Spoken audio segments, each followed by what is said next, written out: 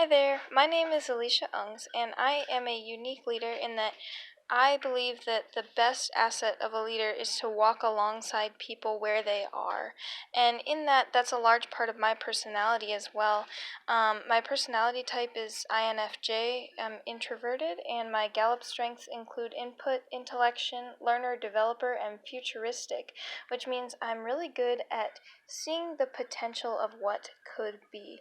So, speaking of potential, I believe there is a lot of opportunities, but also challenges that will face the ELCA in the next 10 years.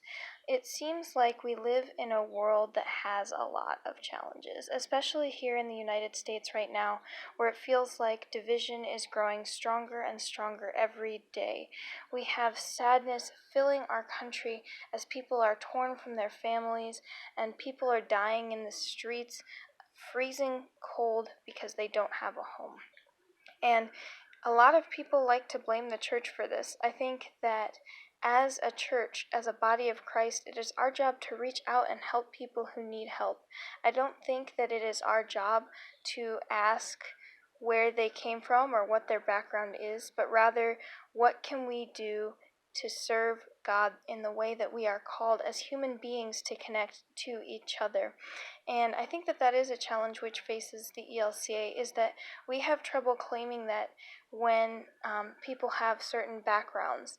And so, although the ELCA does have great opportunity with this and many, many amazing programs that help people, I think that we can do more. We need to do more than just make a statement on a piece of paper. We need to show through action that we mean what we say when we say to love others the way that Christ loved. And that does require some sacrifice. And I think that that is a challenge facing the ELCA right now, is that we do have a little bit of fear going on throughout. The church is more than just four walls. It is the body of Christ.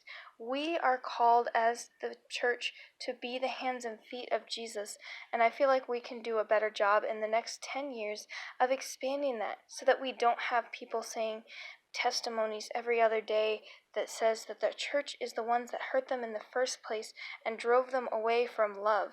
That is not something that we want to claim as our own.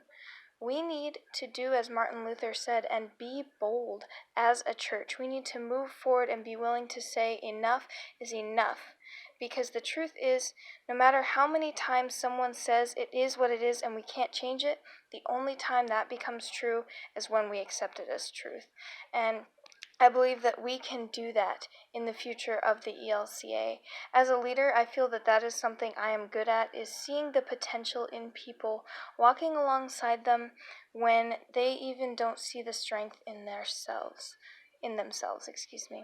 And seeing the best in people is the best start we can have as a church, guiding people towards the bigger mission of Christ, starting with love, because love encompasses everything else. Above all, the two commandments that Jesus gave was to love God and love your neighbor.